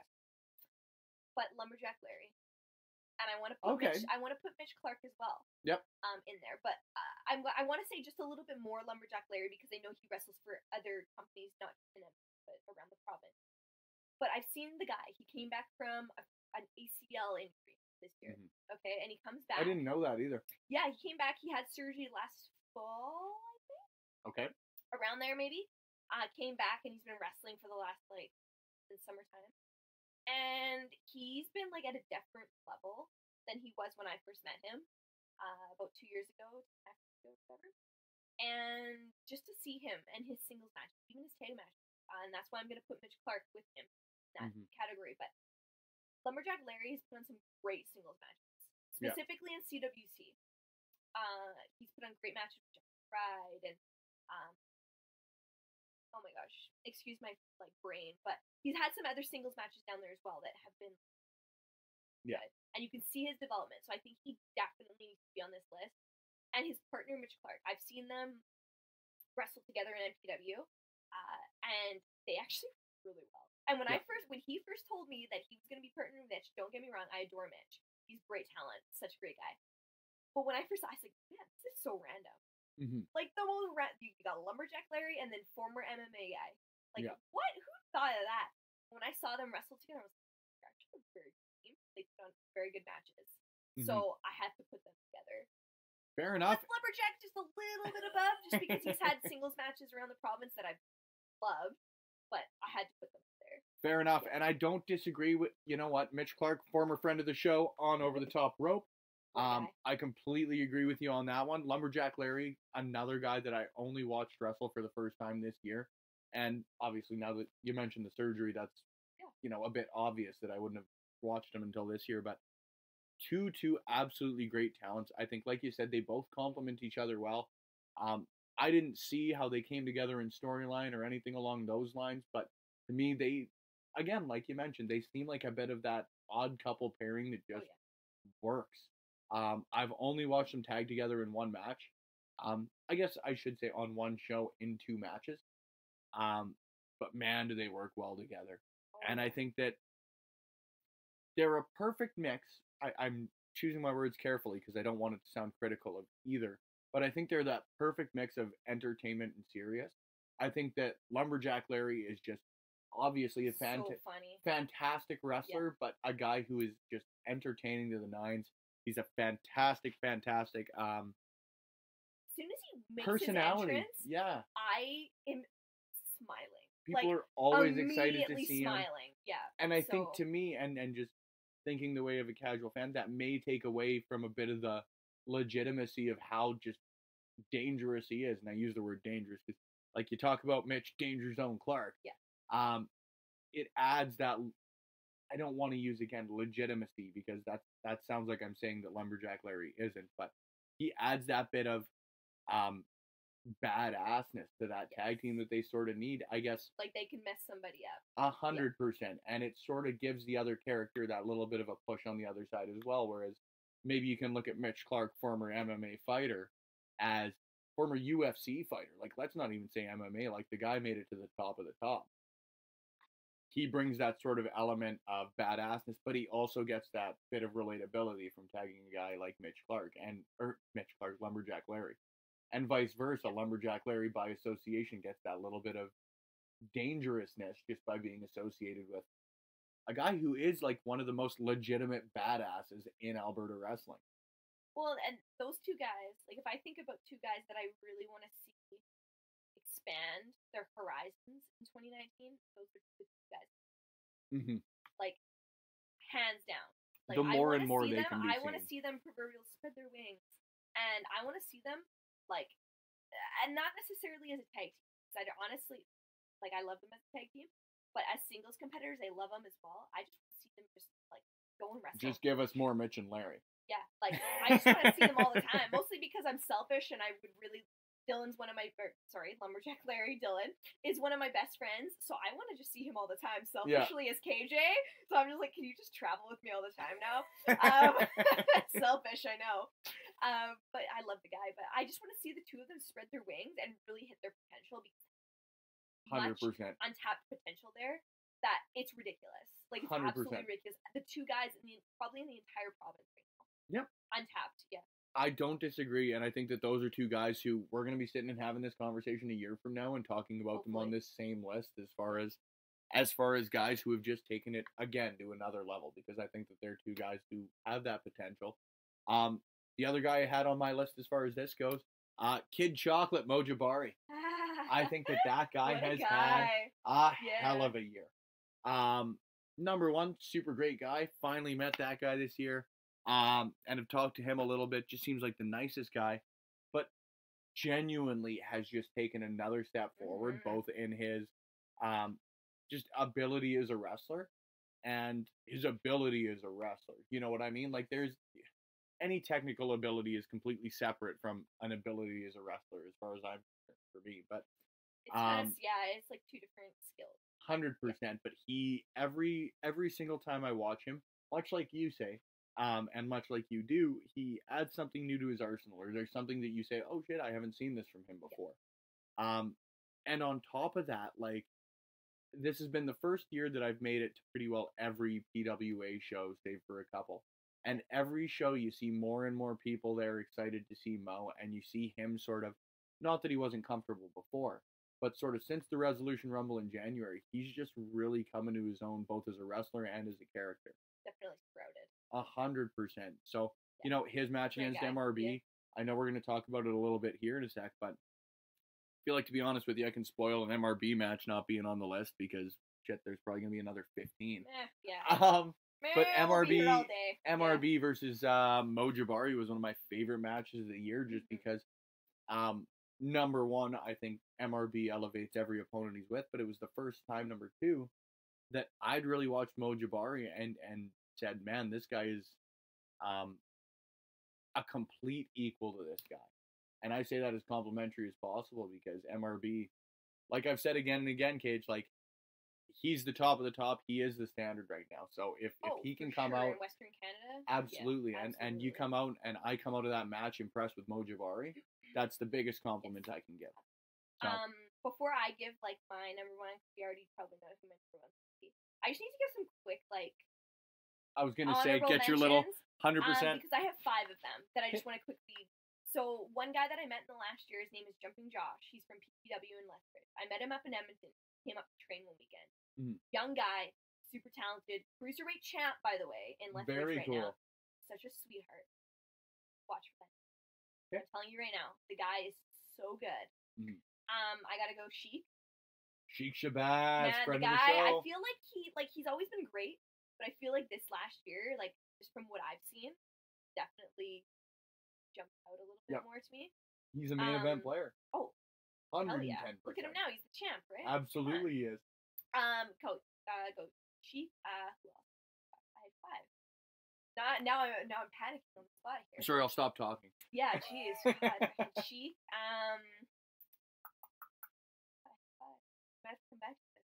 But yeah, those 2 right now. That's Oh, fine. Son of Irish. He was on mine. Absolutely, he's Yep. definitely on my honorable mention. He is my little brother. Like and my ultimate training partner. I say Angelica was my training partner, but that boy. Yeah.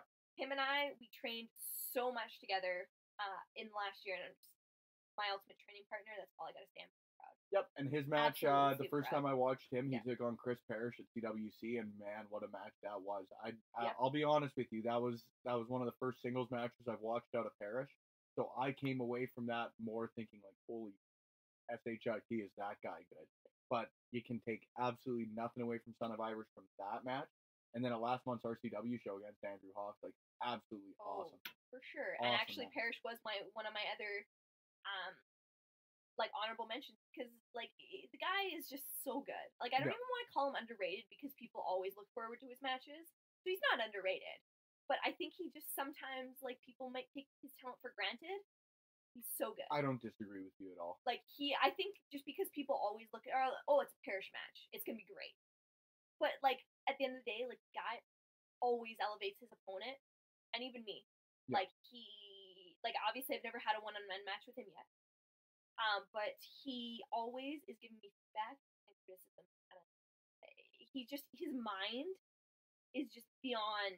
I was just like, gonna just say, beyond, like talking to Parrish, even outside of the wrestling side, because for me he is. I didn't have him on my most improved list over 2018 because I think that guy is Stay on a level. consistent. Yep, I think that guy is on a level with MRB. I think he's one of the most talented guys in Alberta. But like you say, sitting down and talking to that guy just outside of the ring, even one-on-one, he's got one of the smartest minds for the wrestling business that I've ever spoken. I think that for me, it's so cool to sit down and talk about storylines or his opinion on even WWE or stuff like that, because the way that he thinks wrestling, he is so 4 or 5 or 6 steps ahead of anything. Like him and I will sit and talk about booking decisions in WWE, just for example. And I say, well, why the hell would they have done this? And he sits in, and it's kind of cool because you know when he's about to show you up. But he says, well, he has that weird. he's got like the weird yeah. little smirk on his face. But he says, well, why didn't you think of this? And then this, and then this, and then this, and then this. And by the time you know it, he's got like somebody's storyline up until WrestleMania 2021 book the entire way. It's so funny you say that. Yeah. Because I am very good friends with Parrish. Yeah. Like we're very good friends. And the guy thinks so far ahead. But he's definitely adaptable. Like, 100%. Like you can't think too far ahead in wrestling, but at the same time he's thinking 5, 6, 7 steps ahead. 100%. So that he can change his 1, 2, 3, 4, 5 steps if he needs to adapt. But he's constantly changing and adapting and thinking of ways to better improve him and his opponents. And that's where he sets apart. Yeah. And I don't think people don't realize that because they're not working with him. But I work with him and I see his mind. Yeah. Even though I barely understand it because the guy's so complex. But just to like you said, have a conversation. Yeah, it's mind blown every single time. For me, the couple that I've got to shout out, just because I don't want to throw too many people with championships on the top of my list. Christian Strife, a guy that I'm just getting familiar with. Really, the only feud I've watched him in throughout my time watching him has been this feud he's been involved with Top Talent and Heavy Metal and that. And I think if you're gonna get jerks, they don't like me. They don't like me. And actually, I should say Top Talent managed by the incredibly handsome and equally talented Thaddeus Archer III. Oh, he is such an attractive and wonderful gentleman. Yeah, but I think a talent that guy, right. though. I could do an entire Thad podcast, to be honest with you. One Christian day. Strife, a guy that I am just getting familiar with. If you're gonna get introduced to Alberta wrestling through a feud like top talent in Christian Strife. You were a very, very lucky individual, and I'm happy that that was my jumping off point with those Good guys. matches. I'll just put top talent there as well, just because again they're the only reason I could potentially put them in the most improved is because I'm just getting familiar with them. But from everything I've heard about the guys, they're phenomenal. They have been for years. Obviously, when you've got 470 something days as champion like Heavy Metal did, like that's huge.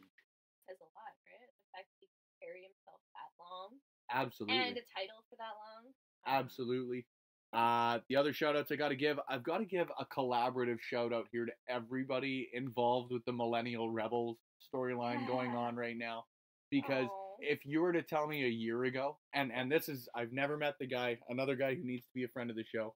If you were to tell me a year ago that the Thickness would be the most popular babyface in PWA, I would have called you crazy just because he was, him and Colton Kelly and all of the other, it's too many to list, man.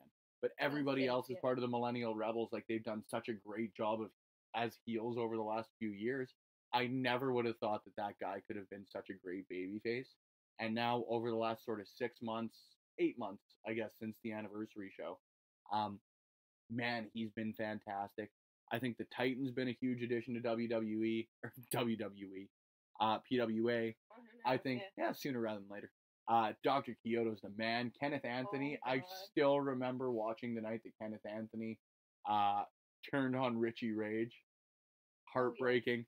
And Colton Kelly, like, you know what, man? I can't sing the guy's praises enough. I think what a great human, and that's the only time I'll ever say it. I'll never break fade for that guy.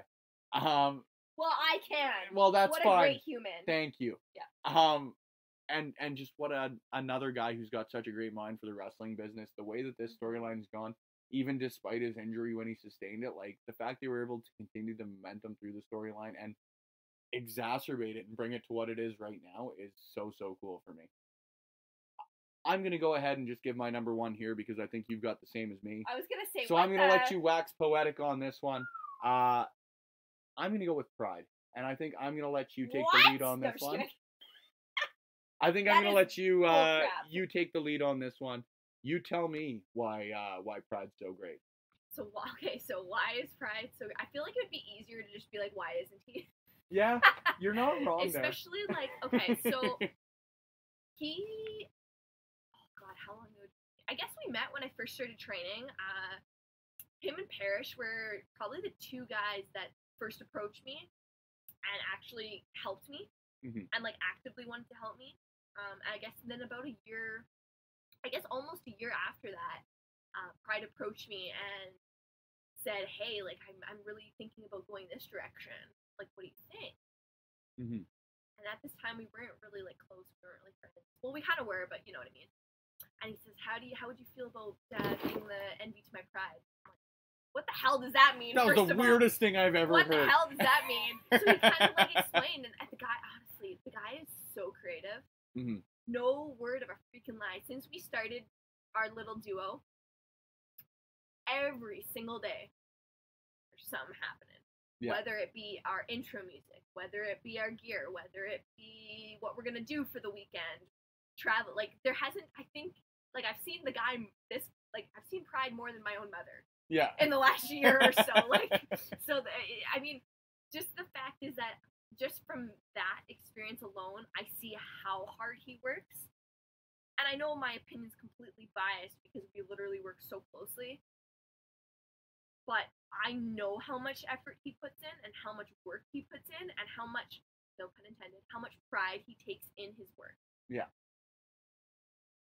I have honestly never met somebody more dedicated to a character, to like anything than him, especially in a character. Like, when he mentioned this, I was like, I don't know, like, okay, sure, I'll do it, because I wasn't really doing much at the time. KJ was not dead yet, so on life support. KJ's dead. KJ There's your obligatory KJ is dead of this podcast. Yes, take a drink. KJ is dead. So anywho, so he kind of brought it up, and I was like, okay, like, I don't know how I feel about it, but I'll try it. Yeah. And now it's just like him and his creativity has we'll just completely push him aside for a second, go Yeah. to me. But like him bringing up this character and saying, "Hey, I think you could do this," has elevated me and my matches and my career more than I could have probably imagined in the last year. So that just goes with what he sees and has his creativity and all the research and all the time that he's put into this, and I'm like, damn. Yeah. So then we take it to what he's done with himself. And I'm not even going to talk about him for a sec. I'm going to talk about his opponents. Because his opponents have multiple times have messaged me after a weekend or a show or this. I had so much fun wrestling Pride. First of all, I'm like, why the hell are you telling thanks for me telling this? me. Why are you telling me this? Why are you not telling, like, Pride? They're like, oh, well, you know, like, because a lot of them know me. So they'll be like, oh, like, can you just tell Pride, like, Yeah. like, I really appreciate it, or can you pass along my whatever to him? Because Pride is very quiet in real life. Like, he's very quiet. Yeah. He's very, like, I don't even want to call him shy, but he's very passive. He's very quiet. So people will tell me this, and then I'll pass along, like, you know, this guy said this. Like, Yeah. and I've said before in this podcast that when you have somebody actively going about and saying, I really want to work, man, you're a great worker, or damn, that was one of the best matches I've had in a long time, or et cetera, that says volumes. 100%. And the fact that he has people coming up to me and saying, like, wow, I had so much fun, I want to work with you guys, or I want to work with Pride, or yeah, so that says a lot about what he's put into this work, and how I see him behind the scenes.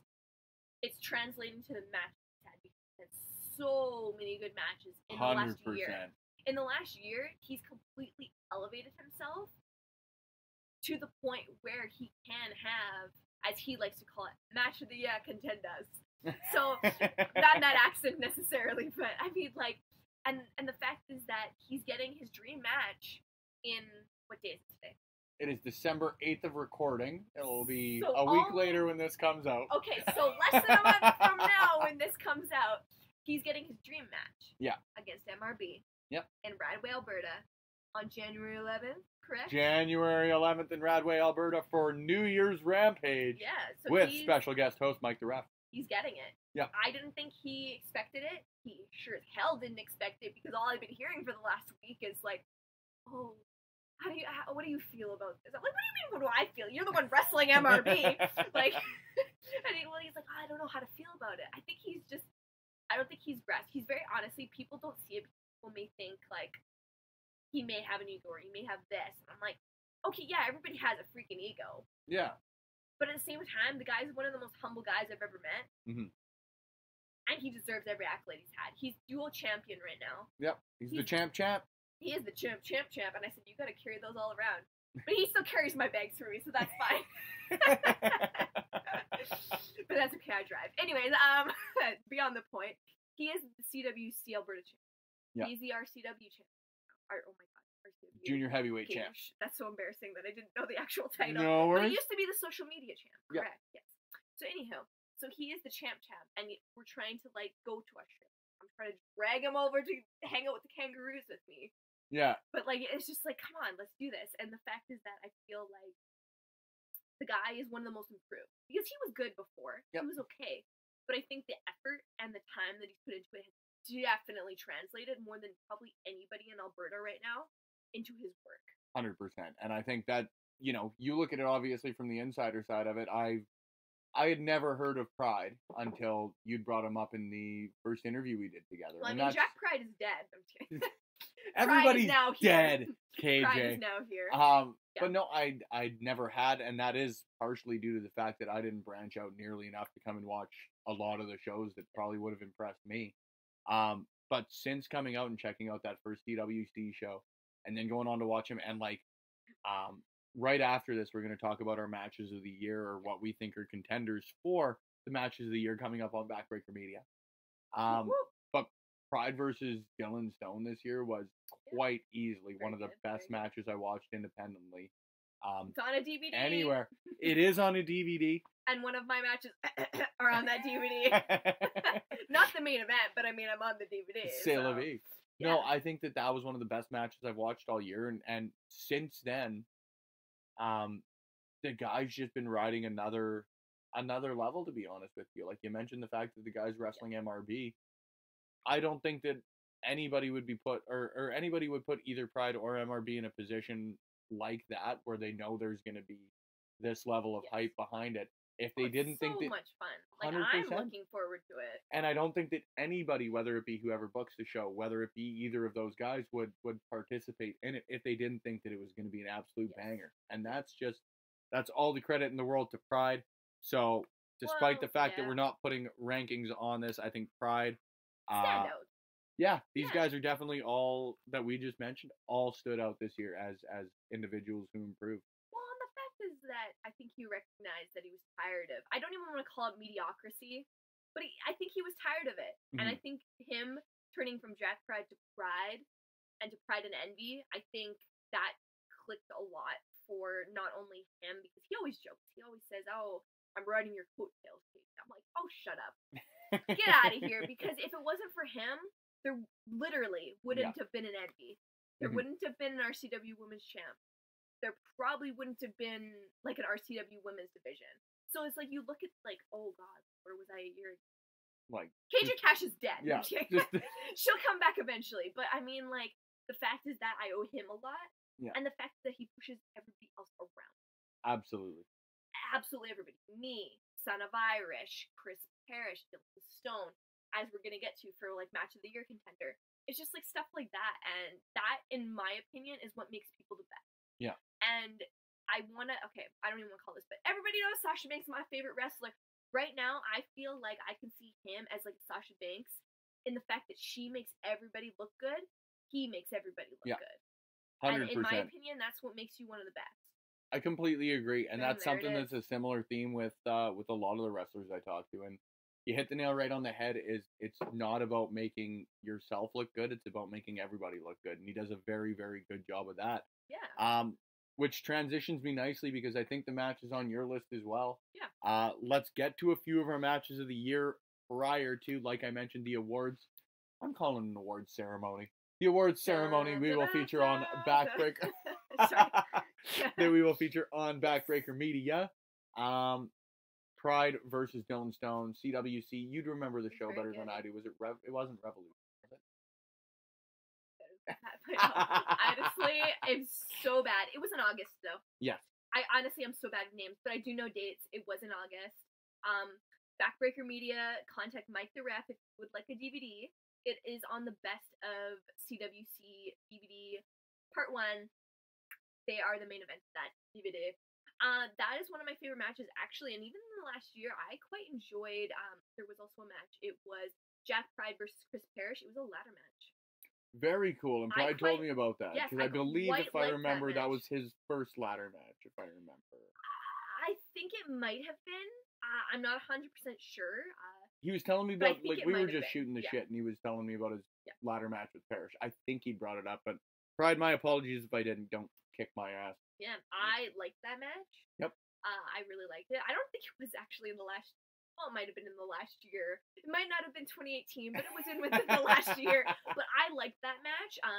And then obviously him and Dylan. Dylan's a lovely human, but don't let Jack Pride here. The worst enemies. I'm just kidding. The frenemies thing back here. I really like that match. Talking about MRB versus Jeff Tyler. Yep.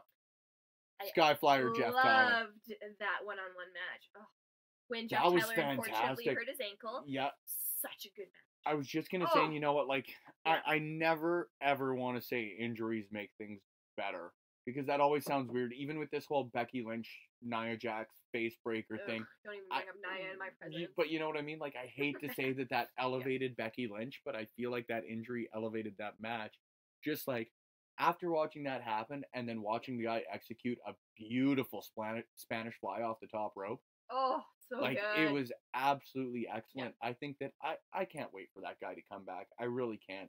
I'm no doctor. I don't know when he'll be back. I don't know the severity of an injury, anything like that. Yeah. I am very excited to watch Jeff Tyler wrestle again. He's a great person. Yep. And such a good talent. Like, I don't even want to call him underrated, but I think he kind of is. I think he is here. Flew under the radar a little bit, but when people actually watch him wrestle, I've They're never like, met. "Damn!" Like, I've you never walk met away. somebody who Yeah. isn't impressed with him. Well, you look at Jessie earlier. Yeah. Never been to a PWA show. Never knew who any of these guys were. But she said, "Hey, you know some of the guys." Yeah. Boom. She has a picture. Insert picture now. If this is a video, she has it. It's on her Instagram. She plugged it earlier. It's there. So that says a lot right there. I love that match. Babyface. He's Loved it. really, really good at Loved it. And it, yeah. Oh man, I had to laugh at the Jeff chants earlier. I had to laugh at that. They are purely and 100% unique to Jeff. In her mind, they are. In her mind, they are. What's another one for you, Mr. Love? For me, I brought it up pretty briefly earlier, but I really liked Son of Irish versus Chris Parrish. I think that In was MPW? CWC. Oh, the CWC version. Yeah. And I think that Do that was yourself just a favor? Yeah. Watch the MPW version. Really. It was one of his first singles matches, I believe. Mhm. Son of Irish, I mean, obviously. I cried at the end. Very cool. I That guy cried. is Yeah. so very talented. The only reason, to be honest with you, that the RCW match against Andrew Hawks isn't on here, is I actually missed a portion of the match, to be honest with you, because I think I was even talking to you and someone else out in the hallway, I think, at that point. But either way, I missed a portion of Okay. that match. All I've heard about it was excellent, and I would honestly give it an honorable mention here. Oh, good. Son of Irish is gonna, he's due for some big things in the next few months, I think. But I would definitely Oh, put that one for on there. sure. The other one I'd put up there, I really, it's not exactly entirely Alberta talent, but how can you not put MRB versus Jay Lethal on there? It's technically Alberta. It was in Alberta. It was in Alberta. Come on. Yeah, it was pretty good. I love that With the match. Chic cash-in, correct? The Chic cashing in. I absolutely loved the entire story behind that. I think that they It was teased good. it really well going into it, from the Resolution Rumble and all of that, with Sheik Shabazz and the Western Lion. And I loved seeing that sort of come to a head, especially with the Sheik claiming the championship. Like you said, man, not a most improved, just a most excellent individual Yeah. this year, for lack of a better way to put it. It's so funny. Sorry to interrupt you. No. Keep talking. But it's so funny that you bring that one up, because then honestly, I forgot about it. But I liked it.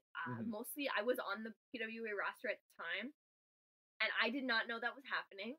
Really? And I was sitting. No, I didn't know it was happening. Honestly, I try not to ask people about their matches. Yeah.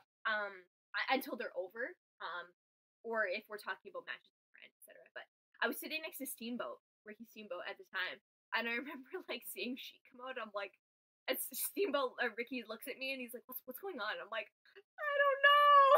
I don't know what's happening." And I was so confused. And then he cashed in, and he's champ, and I'm like, clap, clap, clap. I loved it. I was like, terrific. applaud. I loved it. I absolutely loved it. Great. Absolutely terrific. Yeah. I think that Jay Lethal's a terrific wrestler, obviously, but yeah. I can never sing enough praises about MRV. I don't want to put all of his matches on this list. So that's the one I would have to pick if I was to pick a favorite MRB match of the year. I really enjoyed, actually, the last PWA show that I went to. I watched Colton Kelly and Mo Jabari, actually, to throw back to a couple of names. Really enjoyed that match. I think they play each other perfectly. They're perfect foils for each other, in the sense that, Colton Kelly is my favorite person in the PWA to boo. He really is. And Mo Jabari is just such a pure babyface as far as that goes. Colton Kelly has a strong hair game. Great hair, great beard. He's got good hair. Overall, just a great hairy dude. Fun fact. Aside from Aiden Adams, Colton Kelly was actually the first person that came up to me to be my friend. Very cool. I know. So I just break that wall a little bit, but the guy is great. I think because he's so young, I don't want to call him look past. Yeah. But I think he's definitely untapped. I think it's a huge advantage he for needs him to that, be he deserves more. He deserves more is what I'm saying. 100%. And then the last match that I wanted to bring up, I guess series of matches. I never watched a bad match between Christian Strife and Heavy Metal. Oh, I don't want to pick a good. specific one as far as that goes. I think that they were all absolutely fantastic. The other match that I just want to give a quick shout out here before we close off, Kayla, because we are almost 2 hours into this one. We like to talk. This is what we get when Mike the Ref's not here. Is I want to give my shout out to that triple threat tag team match at the PWA 17th anniversary show.